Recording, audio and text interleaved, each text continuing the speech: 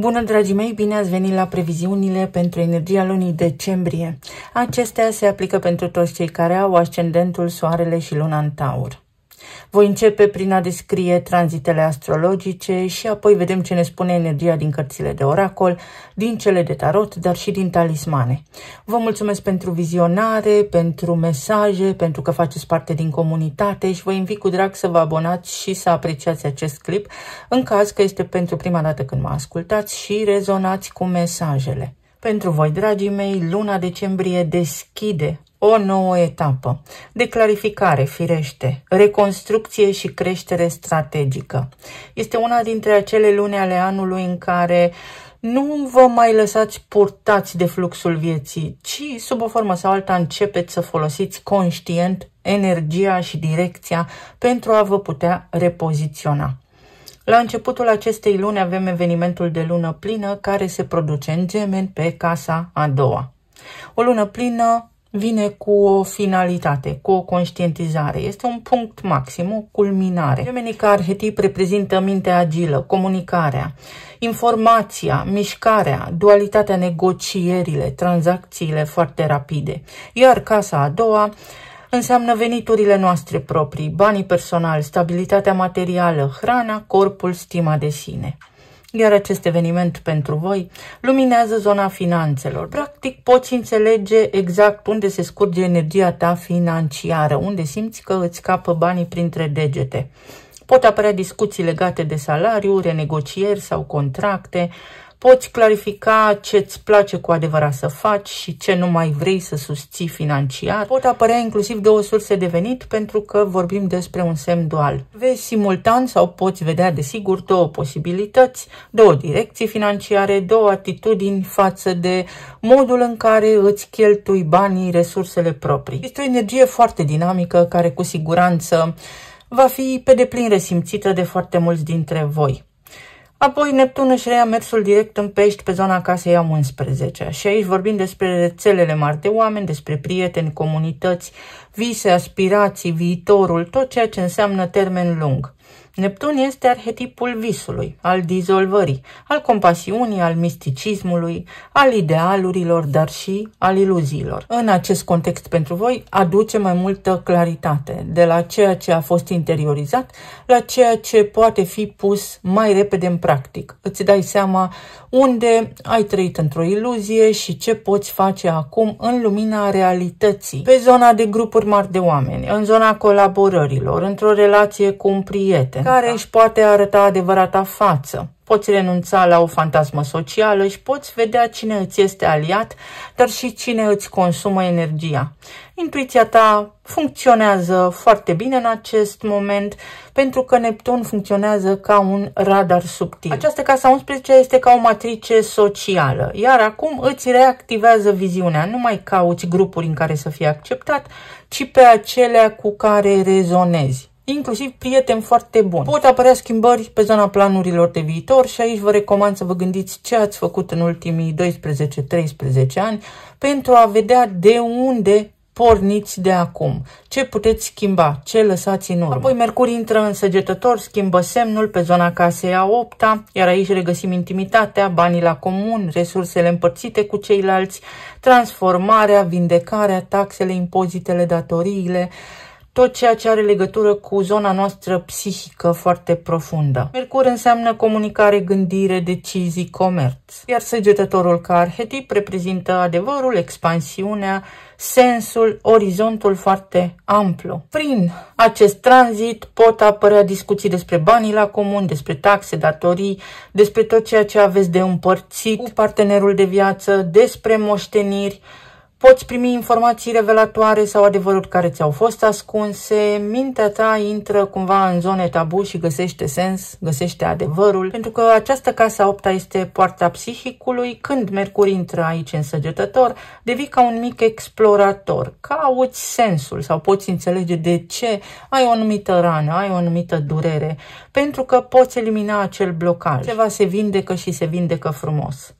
Apoi Marte intră în Capricorn, vă activează casa a 9-a, zona credințelor, studiilor, călătoriilor pe distanțe mai lungi, visele, aspirațiile, tot ceea ce are legătură cu legea, cu educația, cu sistemul de învățământ.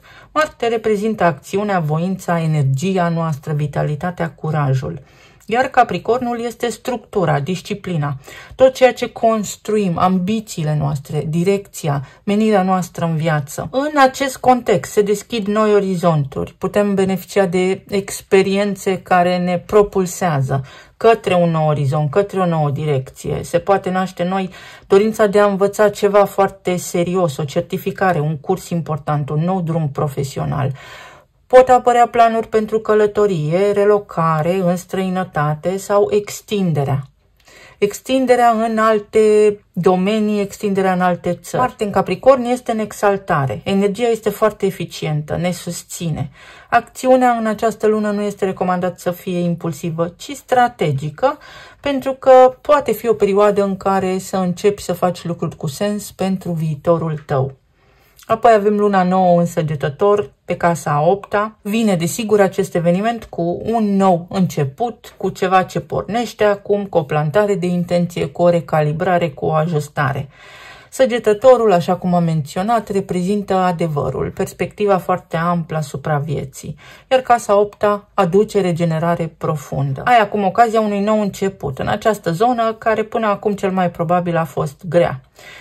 Vindecare. Te poți vindeca pe parcursul acestei luni pentru că poți lăsa în urmă niște frici, te poți reconfigura, atât la nivel personal, psihologic, dar și la nivel financiar. Vorbim aici despre contracte, finanțări, despre niște bani pe care îi poți câștiga, recupera. Este un bun prilej pentru a vă recăpăta puterea personală, pentru a vă simți mai bine, mai încrezători. Soarele schimbă semnul, intră în Capricorn, tot pe casa a 9-a, unde aduce lumină, claritate, direcție și o identitate în expansiune. Pentru că asta înseamnă soarele, identitatea noastră, vitalitatea noastră, conștiința noastră. Capricornul vine și el și ne ajută să ne maturizăm în legătură cu credințele noastre, cu sistemul nostru de valori, cu ceea ce cunoaștem, cu ce informații am dobândit până acum. Înțelegi în această lună sau începând cu această lună către ce vrei să te îndrepți, încotro vrei să mergi. Poate vrei să studiezi ceva nou, poate vrei să creezi un curs. Este o schimbare de direcție. Energia ta publică devine mai vizibilă sau îți faci planuri de viitor. Ai un atu pe parcursul acestei luni. Ai o busolă personală care cu siguranță te va ghida în direcția corectă. Apoi și Venus se alătură aici Soarelui, intră și ea în casa a 9-a. Venus reprezintă plăcerea, iubirea, relațiile, ea guvernează și banii. Vorbim și despre armonie aici, despre frumusețe, atracție.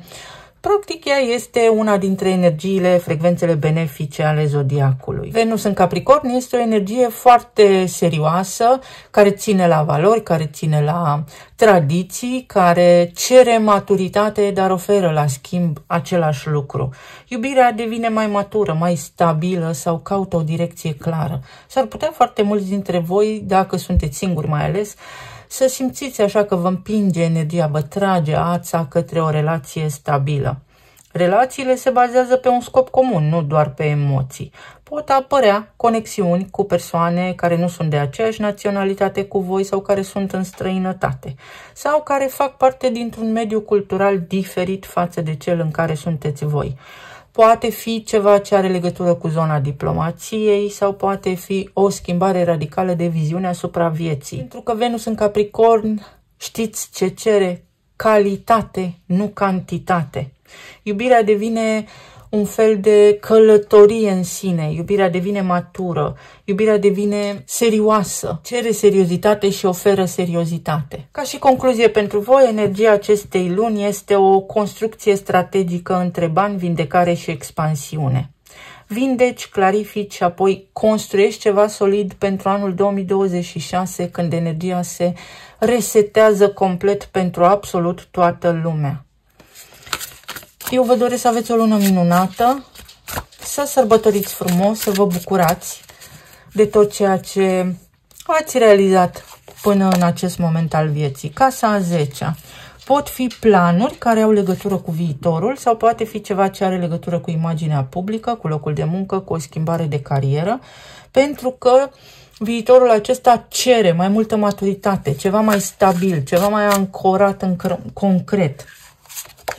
Poate fi ceva ce are legătură cu șeful, să recuperați niște bani, să vă cereți drepturile, să vorbiți despre partea financiară, să renegociați un contract de muncă și balanța.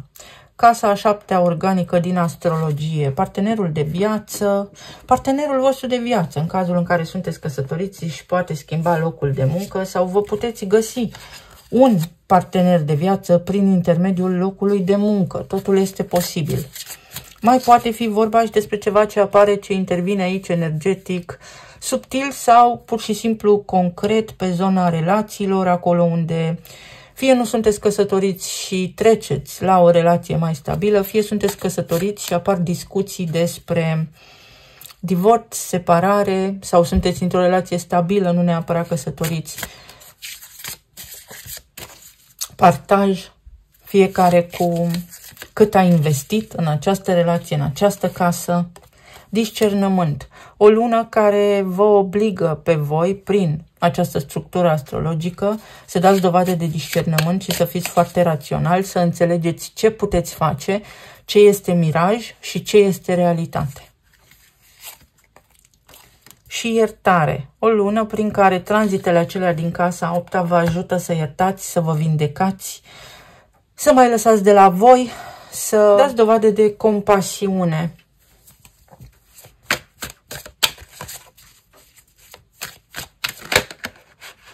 Poate fi ceva în legătură cu locul vostru de muncă, se schimbă ceva la nivel de statut sau de imagine publică.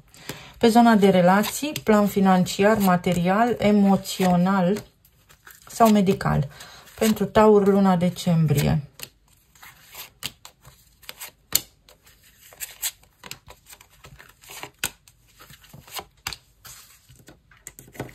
Să vedem. 8 de monede, pajul de monede, moartea și faetonul. Exact cum am intuit, energia spune în felul următor. Pentru unii dintre voi a venit timpul să faceți altceva, să vă găsiți fie un alt loc de muncă, fie să reevaluați planul financiar, cheltuielile, să faceți un bilanț foarte coerent în ceea ce privește cheltuielile din acest an, iar pentru alții dintre voi este nevoie de ceva mai stabil, mai concret. Să vă asumați un nou rol, să aplicați pentru o nouă poziție, să învățați ceva nou, să faceți ceva mai stabil, mai pragmatic, mai realist. Pe zona de relații este o lună în care oamenii se pot schimba și își pot găsi drumul, împreună sau separat, evident, pentru că avem energia care deja ne-a transmis că există un potențial vast pentru voi în această lună. Poate fi vorba despre decizia de a intra într-o relație stabilă, poate fi vorba despre decizia de a vă întemeia o familie, poate fi vorba despre decizia de a concepe un copil. Toate aceste lucruri pot apărea în orizontul vostru, în atenția voastră pe parcursul acestei luni. Este și o lună în care vă faceți niște planuri foarte strategice la nivel de familie sau se cere acest lucru de la voi. Să vă trasați, să vă creionați o structură foarte clară, un plan de investiții, un plan de rezervă la planul de rezervă pe care deja îl aveți.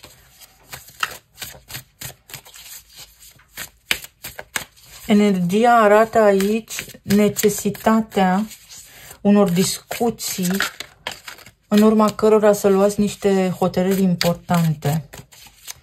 Moartea ce aduce, ce schimbă? O regenerare, o schimbare de direcție, 9 de monede. Pentru unii dintre voi s-ar putea să fie ideea că vă găsiți un partener care, așa cum am spus, poate veni din alt mediu cultural, social față de al vostru, din străinătate sau poate fi de aceeași naționalitate cu voi, dar să nu locuiască în aceeași țară ca și voi. Pe de altă parte, pentru alții dintre voi poate fi o ruptură de relație, pentru că ați ajuns într-un punct culminant prin energia casei a 8-a. Vă dați seama că vă pierdeți energia. Neptun își reia mersul direct în Pești pe zona casei a 11-a, acolo unde avem planurile de viitor de lungă durată, iar asta pentru voi poate fi un fel de punct de cotitură, de trezire la realitate în care să spuneți așa nu mai merge, renasc. Temperanța. O lună în care mare majoritate veți fi liniștiți, lucrurile se pot echilibra. Mai degrabă decât să ajungeți la separare, puteți negocia, puteți discuta pe o tonalitate foarte calmă, foarte caldă, pentru că aveți toate șansele să reparați ceea ce nu funcționează bine. Și regele de monede, foarte multă stabilitate, să acționați cu pași mici, clari, dar strategici. Poate fi o cerere în căsătorie sau poate fi vorba aici despre a face lucruri clare și concrete.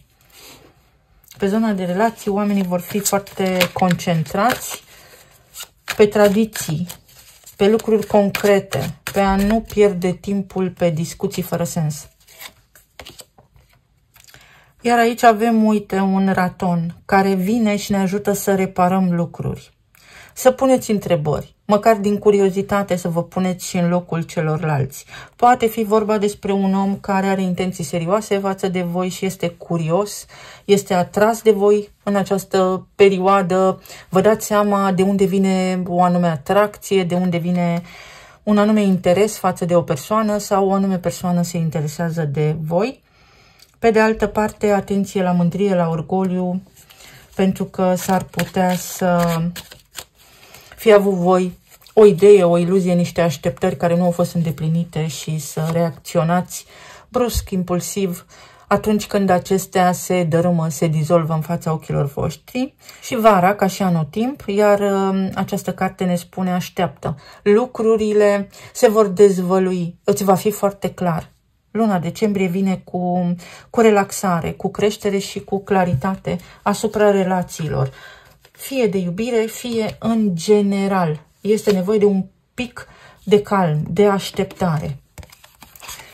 Să vedem pe zona planului financiar. În câteva luni sau în cel mult un an de acum înainte. Vreți să vă extindeți, însă aveți nevoie de un plan solid care ar trebui cumva creionat. Nu vă recomandă energia să vă extindeți brusc deodată, pentru că s-ar putea să fiți copleșiți ulterior.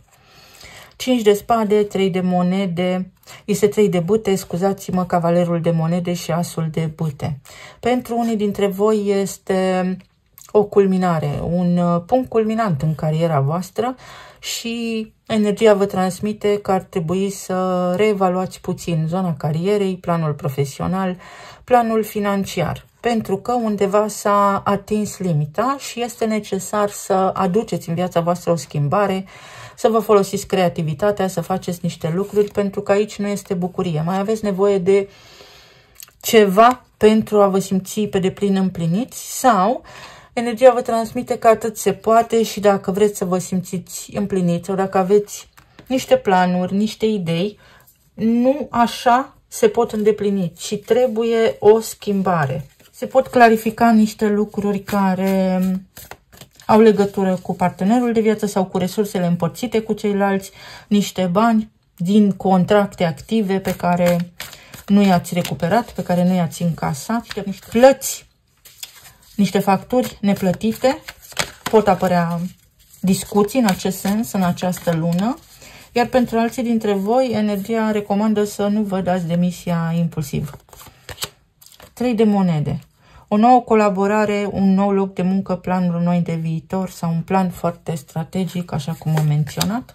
Pajul de monede, pas cu pas, înainte de a începe ceva, documentați-vă. Pentru alții dintre voi sunt niște cursuri, aveți nevoie de o diplomă, de o certificare, înainte de a începe ceea ce vreți să începeți, înainte de a mai face ceva, este nevoie de o hârtie, de o diplomă, de ceva oficial. 6 de monede, pentru că acele lucruri vă vor ajuta și vă vor susține în rutina voastră. Este nevoie de echilibru. Dacă vă extindeți deodată, dacă vreți să începeți acum o afacere, s-ar putea să ajungă repede la apogeu și să vă pierdeți repede interesul. În consecință, energia recomandă foarte, foarte mult calm și foarte multă planificare, o bună planificare. La nivel emoțional, ce frumos, împăratul și împărăteasa, 4 de cupe și 6 de spade. Pentru unii dintre voi, energia spune în felul următor: pentru a te simți împlinit, trebuie să închei ceva. Trebuie să părăsești o barcă care se scufundă. Trebuie să îți muți locul pentru a schimba norocul.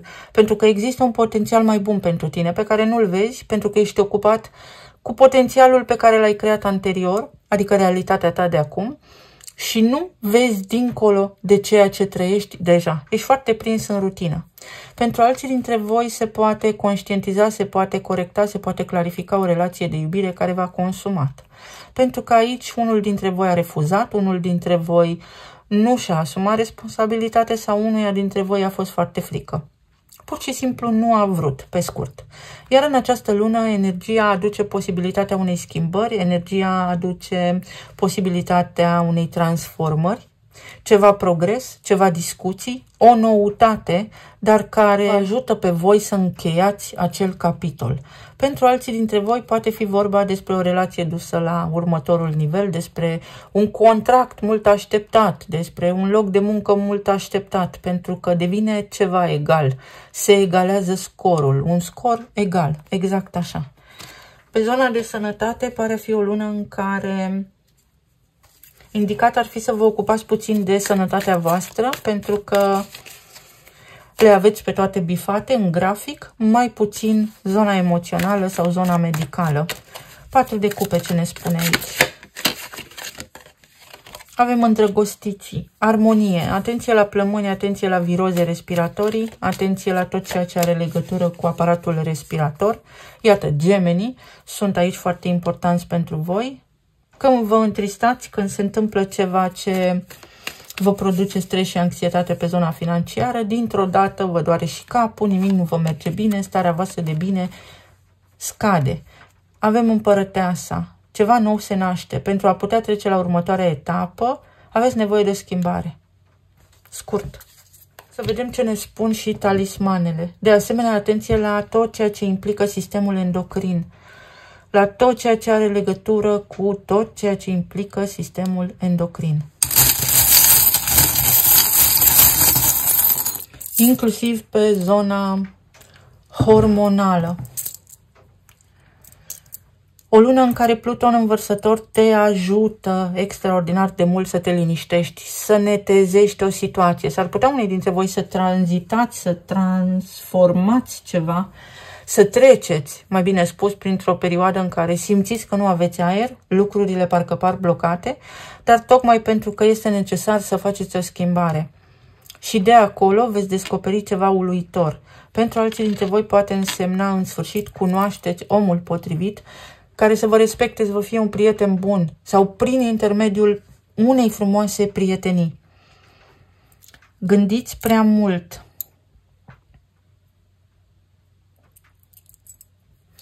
Aceste două talismane înseamnă în felul următor și acest fierăstrău.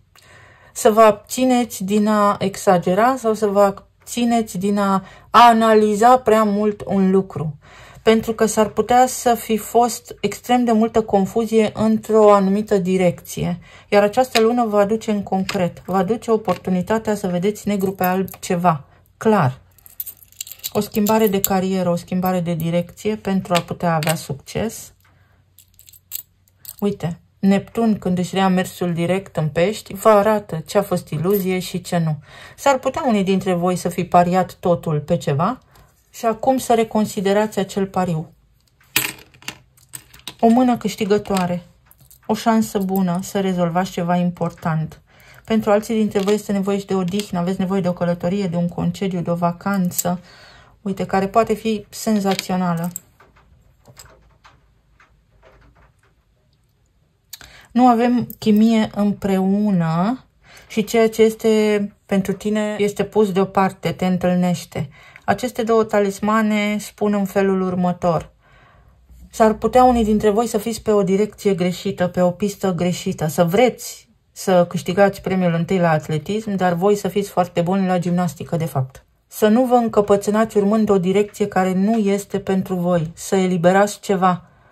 Din nou, este o lună importantă în care puteți conștientiza, vă puteți da seama ce anume este important să schimbați în viața voastră pentru a fi bine, mai ales, uite berbecul, poate aveți legătură cu un berbec, mai ales pentru că în anul ce urmează se resetează complet energia, un început, un nou loc de muncă, o schimbare, o strategie, dar înainte de a începe ceva, altceva trebuie încheiat. O inimă plină. Poate unii dintre voi aveți legătură cu Canada sau poate fi vorba despre unii dintre voi care vă întrebați dacă se poate sau nu. Discutați, întrebați și veți afla dacă se mai poate face ceva sau nu. Iar pentru alții dintre voi se aprinde scânteia. Vă puteți îndrăgosti. Poate fi o lună foarte interesantă la nivel amoros. Eu vă doresc să vă fie luna așa cum vă doriți și voi. Să fiți bine, sănătoși și iubiți, să petreceți frumos alături de familiile voastre, să vă bucurați de tot ceea ce ați realizat bun în această lume și să ne reauzim cu bine și data viitoare. Pa, pa!